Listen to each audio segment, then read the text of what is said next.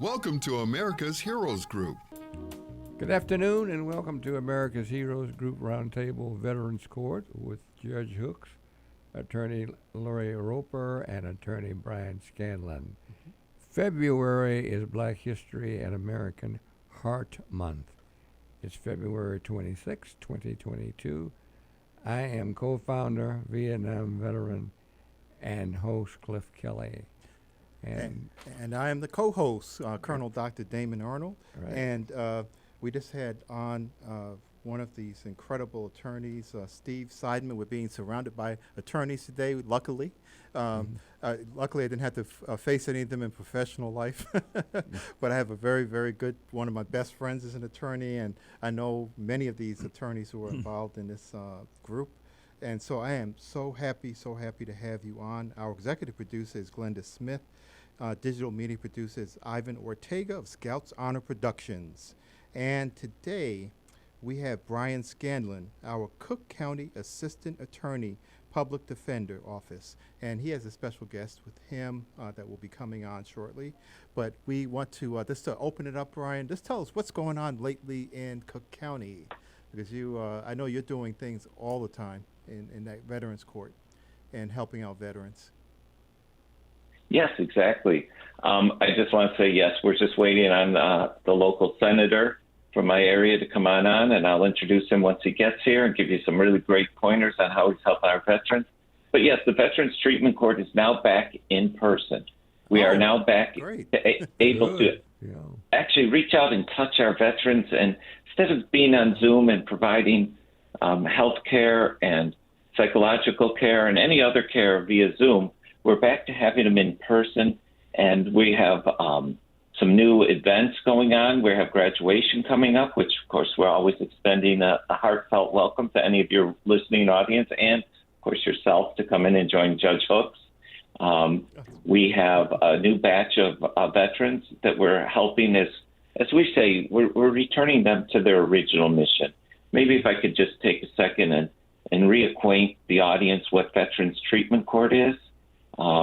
We have a very thorough process in which, say somebody runs afoul of the law, and I won't belabor this, but I know we keep going back to it, but I'd like people to know that we want to return, as our theme is, and I think you join me in this, that the original mission of the veteran, to themselves, first and foremost, to their country, to live, this productive life that we know they have. And we reach out to the community through the VA to, when they go foul of the law, that no, we won't just warehouse you. We won't. I don't care if you have 10 felonies in your background. Once I find out you're a veteran and you put on that uniform like the good doctor, we're going to help you get back. And as we've been discussing, one of the new initiatives we'd like to bring forth is, how can we clean up your whole record, not just the one thing that brought you to court? How can we clean up your whole record so that when you do go and get that first job in 10 years, that nobody's going to look at you and say, what's going on? I want them to look and first and foremost see you're a veteran and kind of like sit there with the understanding that you gave to us, now we're going to give back to you.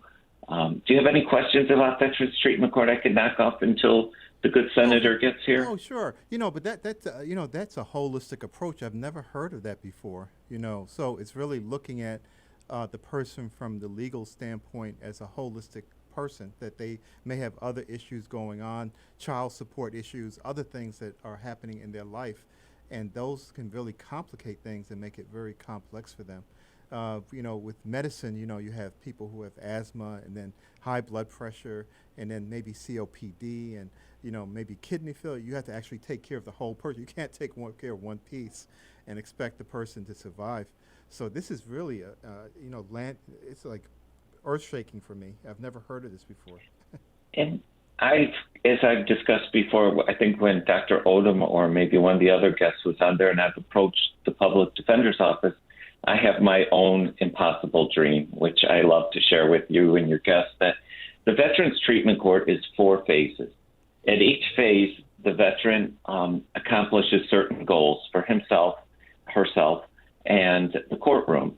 At the phase, they have to show they can report and they can show that they're into this. But what I would like to do is at the end of the first phase, which is about 3 months, we start expunging anything that's nonviolent and say an arrest, an incident.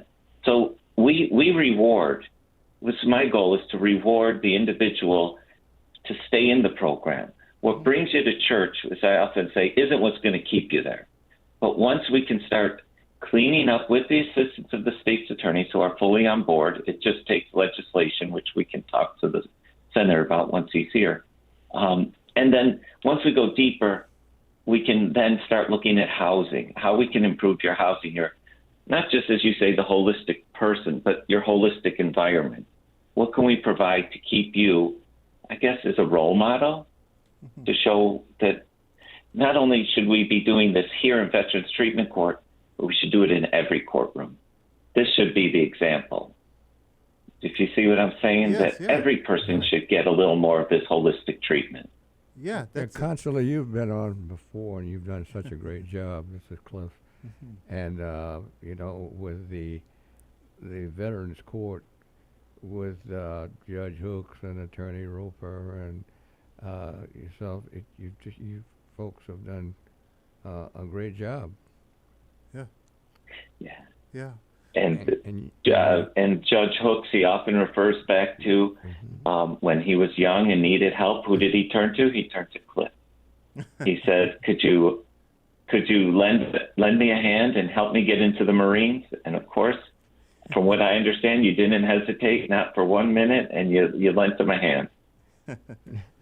Yeah. So, But go ahead. no. So now that it's open, how do people gain access to the court system if they have problems? And you know, people have a tendency to get scared when they get legal matters, and they sort of don't look at the you know, notices that come in, and they try to hide away because it's an emotional thing for people, you know, because they don't know what's going to happen. It's unfamiliar with them. But how can people, you know, reach out and get over that fear and make sure that they are engaging with you? Well, first thing I would say is if a veteran happens to be 26 in California and they see me, they can always just say, "Brian, Attorney Scanlon, stop.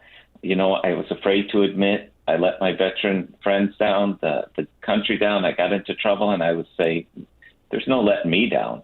You know, I will then, once I find out somebody's a veteran, I then go immediately to the VA, get the records. I make a constant circle around the courthouse for the new arraignments, what we call it, the people who are fresh into the building. And I ask, you know, out loud, "Is anybody a veteran? How can I help you?" And then the family members. If there's a family member listening now, maybe they have a loved one who's in trouble now. Well, they can always reach out to me now. Even if it's not a 26 in California, I can do a little, you know, stalking, sleuthing, find out where the person is, and then reach out to their attorney. And then even if it's a private attorney, I will show them exactly what we need and then the whole process. Because not only do we encompass the whole legal system, we have this whole new, we're going to bring back our whole new chess league where we want people to think three-dimensionally with Judge Hooks. Like, okay, step one, you should go to your treatment. Step two, you report to court. Well, I want you 3 more steps ahead of that. How are we going to get your resume together, which, of course, I'm always available to help the veteran with that. And then we're bringing back the honor flights, as we've had representatives on the show before. Right. Now that we can start putting people on airplanes, we would like to remind the veterans who are getting close to or already graduated, they can go to D.C. They can see these monuments dedicated for them for free, and they can bring one companion. I'm not sure if your listening audience is, our show with the veterans honor flights, I think, was about a year ago.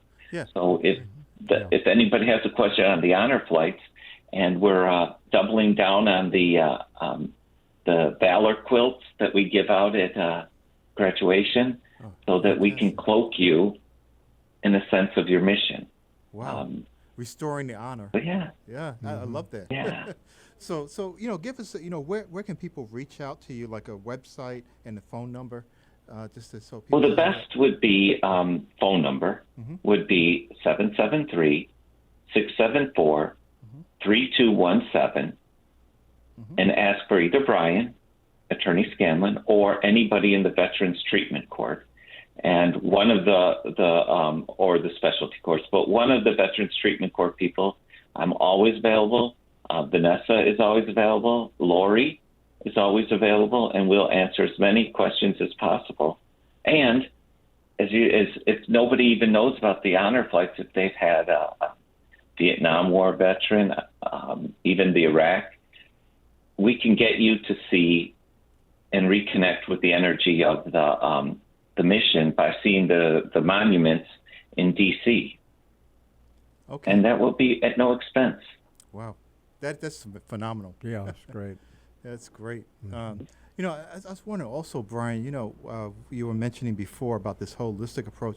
I was wondering what about veterans who, are already arrested or incarcerated? What kind of advice could you give them? Would they be able to reach out, or how does that work?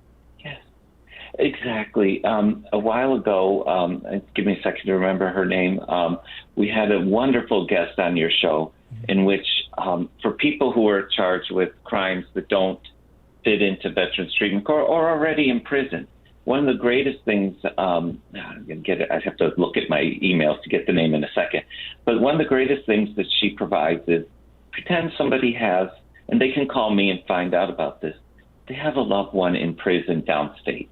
And they're a veteran and they weren't really at fault, but pretend the family wants to go pay a visit. Well, we will arrange through this guest, she will arrange for a hotel stay and a bus to go down to see the family loved ones if they're already in the system and they don't qualify or are beyond Veterans Treatment Court. But we can provide services like that. For example, every veteran should have, if they're already serving time, access to or including toiletries and stuff for self-improvement. Even if you are already in prison, we will reach out through, I'm going to get you the name. I promise you I'm going to get you the name and the phone number. And she will do that. And also pretend they've already graduated.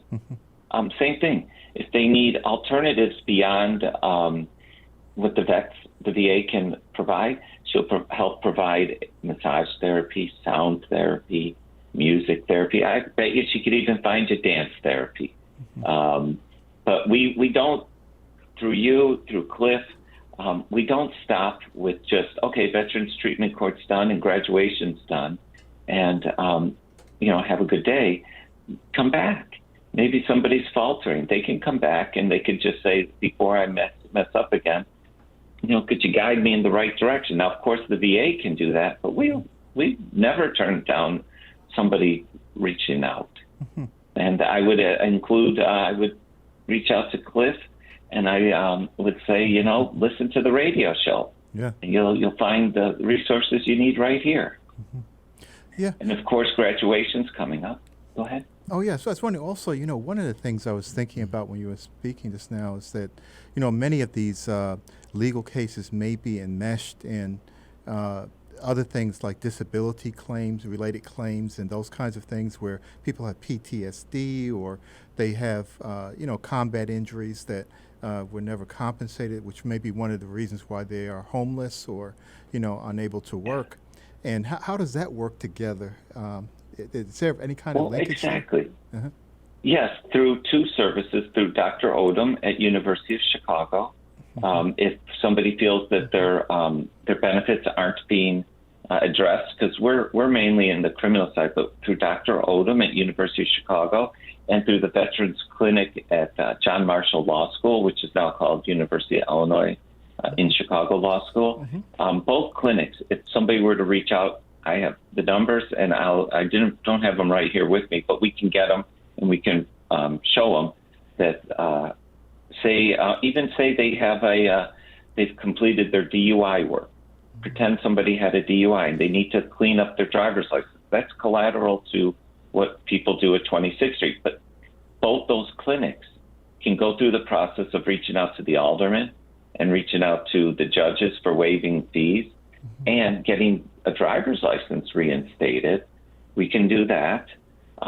We also have, through Dr. Odom, upcoming events for helping people get back into education.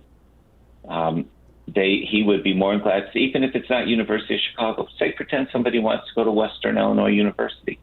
Well, these clinics can say, now that you've gotten yourself back in line, maybe you're beyond that even a year or two, let's get you through that special consideration into education.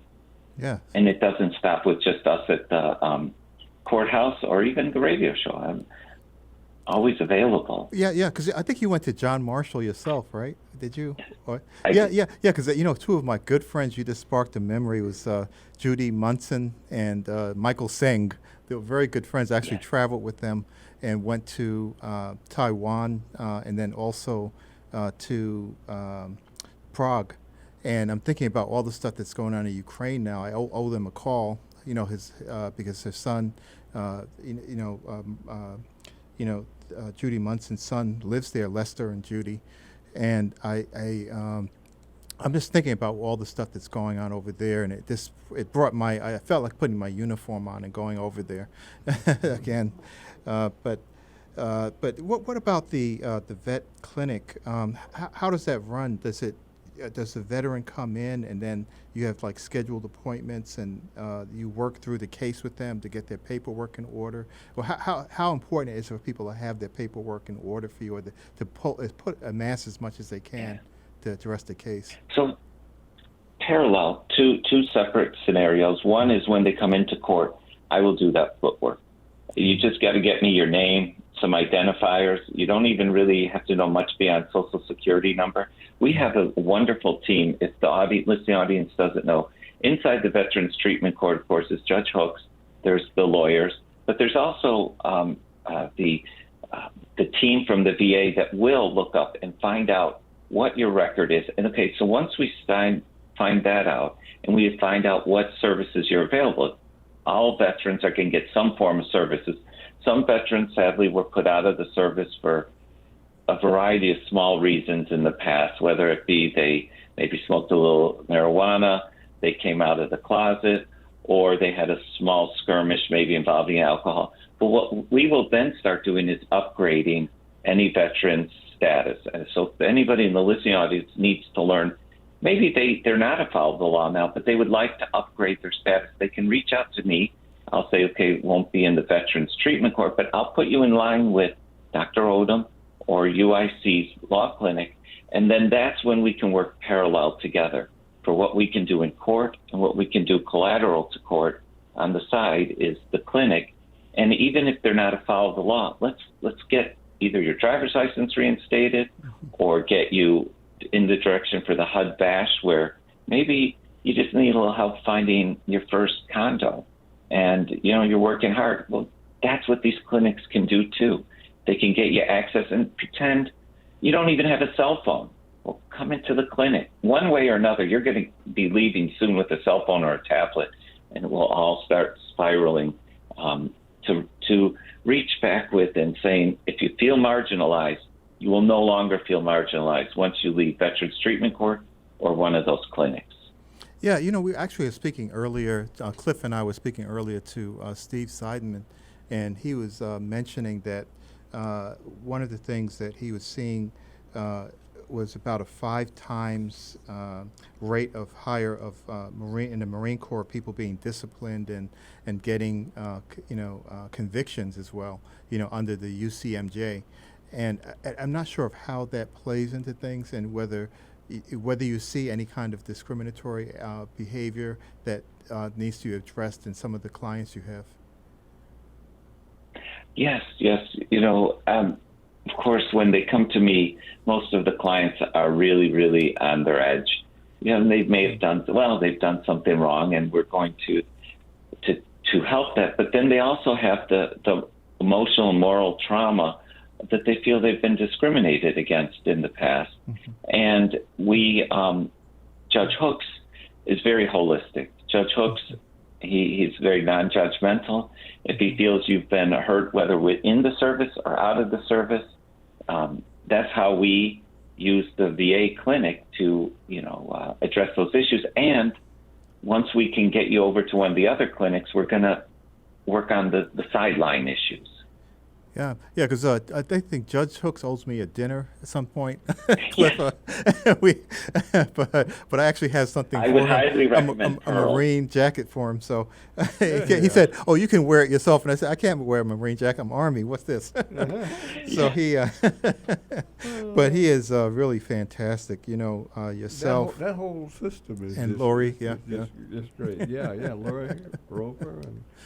Yeah, so tell me, Yeah. what? Give me a success story, because I know you have had so many successes too, over time, and your Veterans Court has brought people to a point where they really had no hope before they came to see you, or were so lost in the woods that they didn't know really where to turn, and luckily, they came to seek your counsel. And Yes. yeah, One of my greatest success stories, and it's probably going back a couple of years, recent graduate, lifelong heroin addict from the Vietnam War, homeless, gets into a situation stealing. Okay, so, all right, but there's been so many thefts in his background. And he hadn't admitted he was a vet. Now, one of the sheriffs identified him. He, just through conversation in the jail, they tell me, then I stop the process in another courtroom, bring him over to Judge Hooks, and say, are you tired of being warehoused?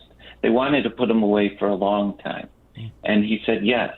Okay, so we worked on that. And then for the first time through the VA with the medically assisted treatment, this older man, I'd say young man, he's actually older than me, this man cleaned up his life for the first time in probably 20, 30 years. oh, And just the remarkable transformation in the courtrooms when the other people, inside or outside Veterans Treatment Court, could see. And then now he is now joining us in the chess league. oh, Because fantastic! little did we know, when you open up the rock and you look under, there was an incredibly intelligent person that never had his moral injuries addressed. When we had the bishop on the show from D.C. a while back, and how we discussed how he worked very strong on moral injury. The VA can work on your physical injury, and they can work on your psychological injury, but this man had moral injury, what he had seen, and led to his youth. And now, one of the biggest ones, and one of the greatest things I like is through the University of Chicago, new implants for the teeth. Ah, That smile never looked so good in our life. fantastic! Yeah, that changes the quality of your life, how you eat things, and how you enjoy yourself and your life. That's fantastic. And you've really hit on a really incredible point, Brian. I'm actually working with a couple of docs over at Blue Cross Blue Shield, right? And what we've done is we started looking at the data, and what we found is that about half of the people who are able to prescribe buprenorphine for treatment, the medication-assisted treatment, don't use their privileges here in Illinois. And we also found that if you are on methadone, you had to go through the federal program where you had to check in every day, you get random drug screens, you have to be, you're there, and if you break your contract, you're out of the program. Buprenorphine can be prescribed by a doc without having those requirements through a regular office. And what we found is that the distribution is mostly north for the buprenorphine. The methadone treatment centers were really focused in on those areas that were impoverished. So it puts on a different standard of treatment. So we're really encouraging providers to use the buprenorphine in their offices and their practices to help to treat patients. And so this could be, a game changer for some people who really were being pushed into a corner, with the federal program. But we're running out of time. See, every time we start talking, we come up with so many different issues. Brian, we have got to have you back, and I guess we'll have the Mike Simmons back. I know he's probably busy. This is a terrible time for legislators right now with everything going on overseas and here in the country. So we just expend our best wishes for the Illinois 7th District Senate District, and we will have you back to talk about that. Again, call the number 773-674-3217 for one of the best attorneys in the world, Attorney Brian Scanlon, and for the court system. We have to thank our partners, Veterans Court with Judge Hooks, Attorney Laurie Roper, and Attorney Brian Scanlon. Thank you. Brian, good to Stay talk with to you. us. Until next month with another wonderful guest. Yes. Stay with us, stay with us, stay with us. And we'll be right back.